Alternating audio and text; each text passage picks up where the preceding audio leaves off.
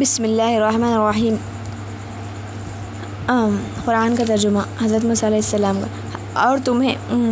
اور تمہیں یاد ہے وہ واقعہ جب تم نے ایک شخص کی جان لی تھی، پھر اس کے بارے میں جھگڑنے اور ایک دوسرے پر قتل کا الزام تھوپنے لگے تھے، اور اللہ نے فیصلہ کر لیا تھا کہ جو کچھ تم چھپاتے ہو اسے کھول کر رکھ دے گا۔ اس وقت ہم نے حکم دیا مقتول کی لاش کو اس کے ایک حصے سے ضرب لگاؤ۔ دیکھو اس طرح اللہ مردوں کو زندگی بخشتا ہے اور تمہیں اپنی نشانیاں دکھاتا ہے تاکہ تم سمجھو، مگر ایسی نشانیاں دیکھنے کے بعد بھی آخرکار تمہارے دل سخت ہو گئے ہیں، پتھروں کی طرح سخت، بلکہ سختی میں جو کچھ ان سے بھی بڑے ہو گئے ہیں، کیونکہ پتھروں میں سے تو کوئی ایسا بھی ہوتا ہے جس میں چشمے پھوٹ بہتے ہیں، کوئی پھٹتا ہے اور اس میں سے پانی نکل آتا ہے، اور کوئی خدا کے خوف سے لرز کر گر پڑتا ہے۔ اللہ تمہارے کرتوتوں سے بے خبر نہیں ہے۔ اے مسلمانوں، اب کیا ان لوگوں سے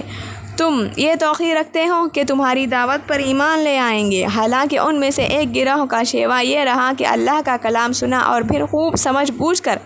دانستہ اس میں تحریف کی۔ محمد رسول اللہ صلی اللہ علیہ وسلم پر ایمان لانے والوں سے ملتے ہیں تو کہتے ہیں ہم بھی انہیں مانتے ہیں، اور جب آپس میں ایک دوسرے کے تخلیے کی بات چیت ہوتی ہے تو کہتے ہیں بے وقوف ہو گئے ہو، ان لوگوں کی جو وہ باتیں بتاتے ہو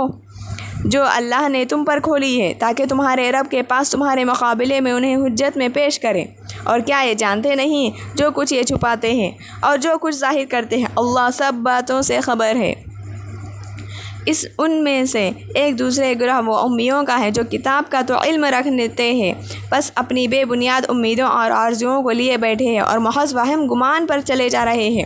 بس ہلاکت اور تباہی ہے ان لوگوں کے لیے جو اپنے ہاتھوں سے شرع نوشتہ لکھتے ہیں، پھر لوگوں سے کہتے ہیں اللہ کے پاس سے آئے ہیں تاکہ اس کے معاوضے میں تھوڑا سا فائدہ حاصل کر لے۔ ان کے ہاتھوں کا یہ لکھا ان کے لیے تباہی کا سامان ہے، اور ان کے لیے یہ کمائی بھی ان کے لیے موجب ہلاکت ہے، اور کہتے ہیں دوزخ کی آگ ہمیں ہرگز چھونے والی نہیں ہے، اعلانیہ چند روز کی سزا مل جائے تو مل جائے۔ ان سے پوچھو کیا تم نے اللہ سے کوئی عہد لے لیا ہے جس کے خلاف ورزی وہ نہیں کر سکتا، یا بات یہ ہے کہ تم اللہ کے ذمے ڈال کر ایسی باتیں کہہ دیتے ہو جن کے متعلق تمہیں علم نہیں ہے۔ اس نے ان کا ذمہ لیا، آخر تمہیں دوزخ کی آنکھ کیوں نہ چھوئے گی؟ پھر جو بھی